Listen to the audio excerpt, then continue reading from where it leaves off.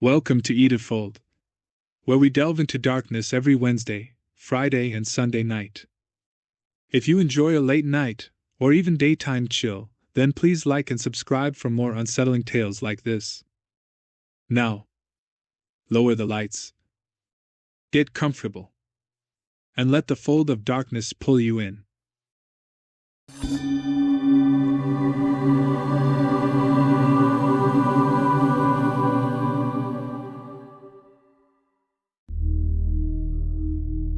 This happened at a local nature reserve near our house.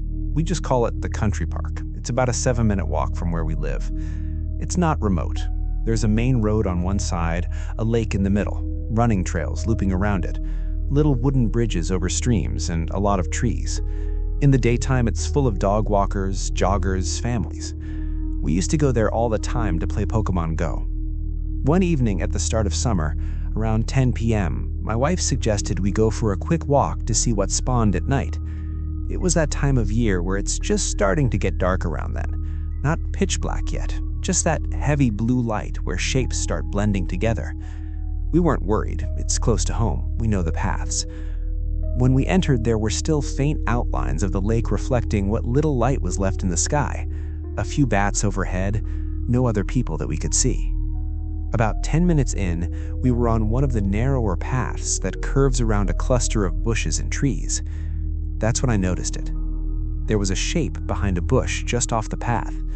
It wasn't clear, just darker than the darkness around it, and it moved. Not stepped out, not lunged, just shifted slightly, like someone leaning forward to look, then pulling back. I stopped walking. My wife asked what was wrong, and I told her I thought someone was standing in the bushes. We both stared at it for a few seconds. Nothing. Then, a slight change in outline again, like a shoulder turning sideways. My first thought was exactly what yours probably is. Homeless person, or someone hiding for whatever reason. Maybe a teenager messing around. Still, the fact that they were ducking back behind the bush was unsettling. We didn't want to walk back the way we came. If it was someone weird, we'd have to pass them again. So we decided to keep moving forward and loop around to the other exit that leads to the main road. That's when things got worse. As we moved along the path, I kept catching movement in my peripheral vision. Not in front of us, to the sides, behind trees. It wasn't constant, just occasional shifts. A dark vertical shape where there shouldn't be one, then gone. My wife saw it too. I know she did because she suddenly grabbed my hand tighter and said quietly, "Just keep walking." We weren't running, but we weren't strolling anymore either. The thing that bothered me most was this. We never heard footsteps. The ground there is covered in gravel and dry leaves. Even animals make noise. But whatever we were seeing, if it was someone, was moving without sound. At one point, we passed a wooden bench facing the lake. I glanced back over my shoulder, and for just a second, I thought I saw a full outline of someone standing between two trees, about 20 meters behind us. Tall, still, not crouched this time, just watching. Then I blinked, and the shape wasn't defined anymore, just tree trunks again. I didn't say anything because I didn't want to escalate my own fear out loud. We kept going. The sky was darker now, the path ahead less defined. That's when I realized something else. We weren't hearing wildlife anymore.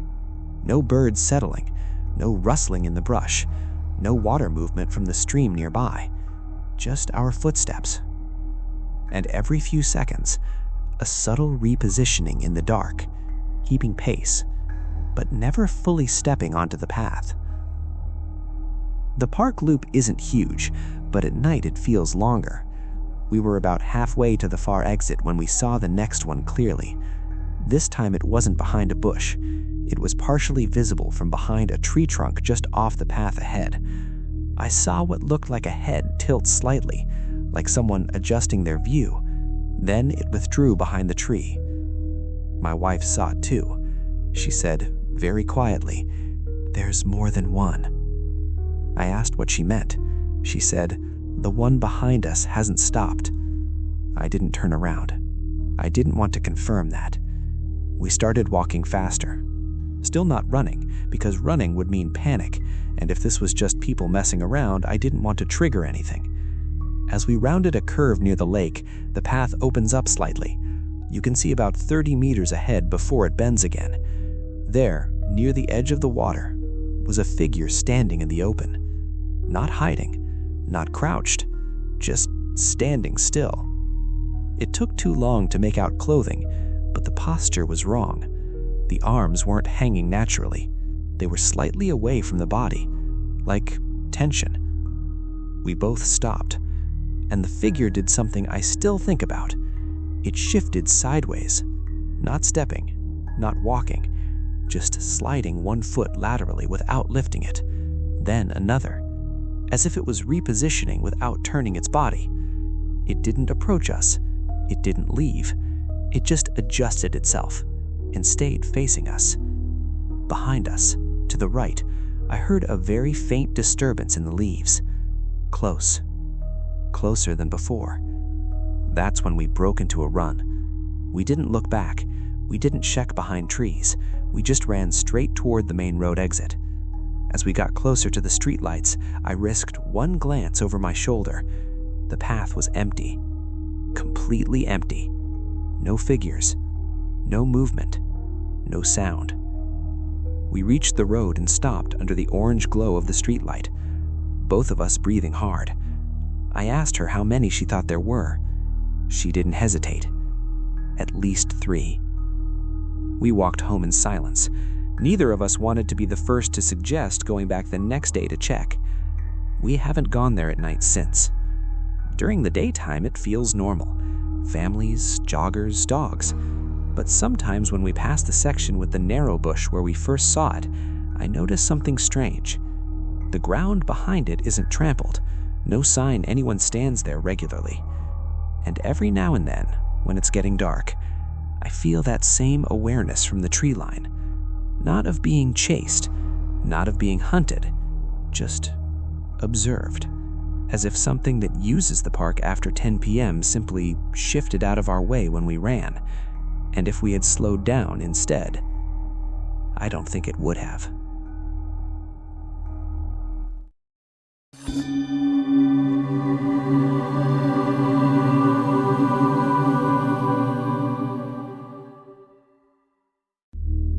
I run a small horror narration channel.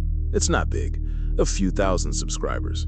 I write most of my own stories and record them in a spare bedroom in my apartment. I'm very particular about my workflow. I record at night because the building is quieter. Around 1 to 3 a.m. is usually best. I use the same mic, same interface, same software. I keep my raw files organized by date, nothing fancy.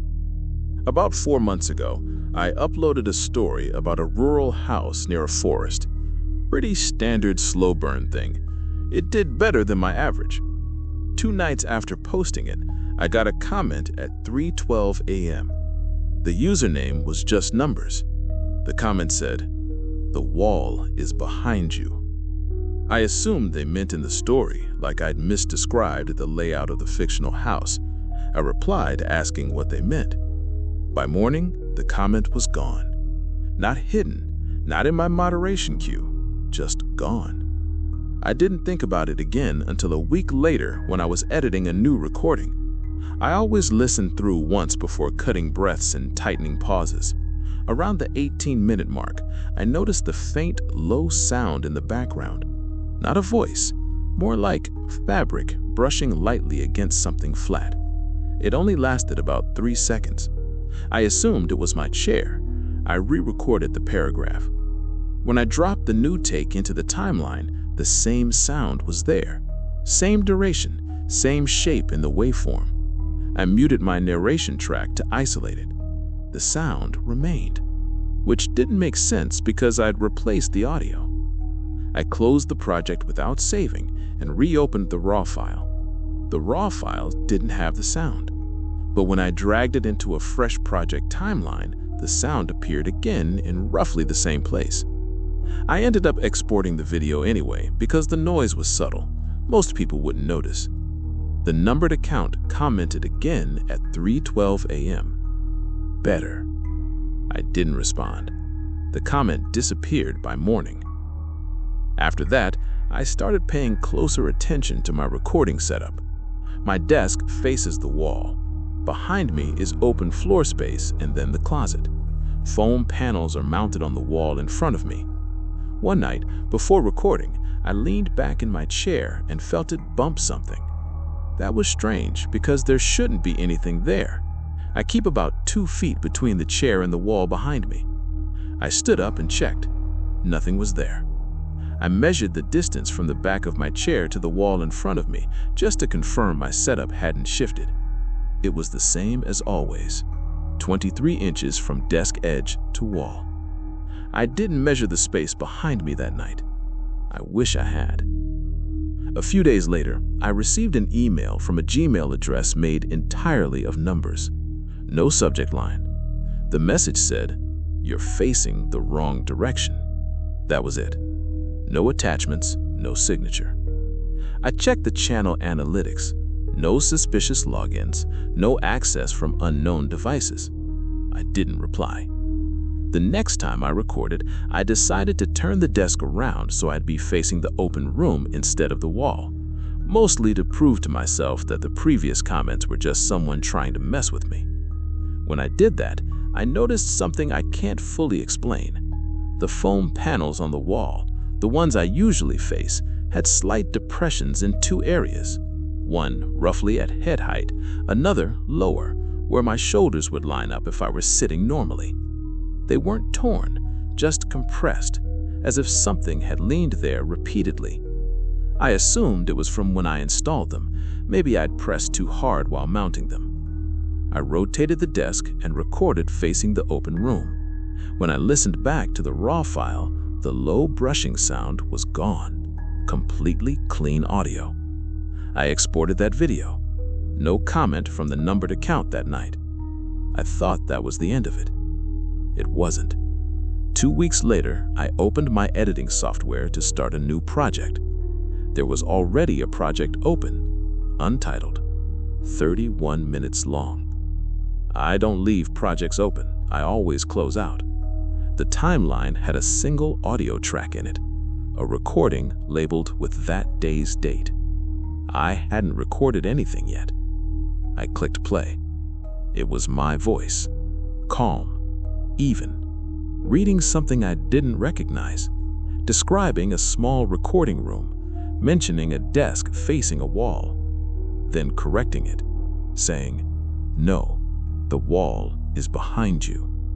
The audio quality was identical to my setup, same mic profile, same room tone. About halfway through, there's a soft, steady sound in the background, like someone shifting their weight against drywall. I closed the project without saving, checked my recording folder. No new files. Checked the recycle bin. Nothing. The untitled project hasn't reappeared since. But I don't record at night anymore, and I keep the desk facing the open room. Because once, when I tried turning it back toward the wall, I leaned back slightly in my chair and felt resistance.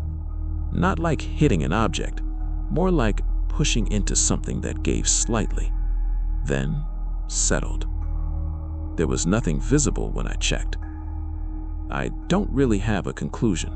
The channel is still up. I still upload occasionally. The numbered account hasn't commented again, but every now and then, at exactly 3:12 a.m., I get a single new view on one of the older forest videos. Just one. And the average watch time is always around 18 minutes, which is exactly where the brushing sound used to start. I haven't gone back to listen to it.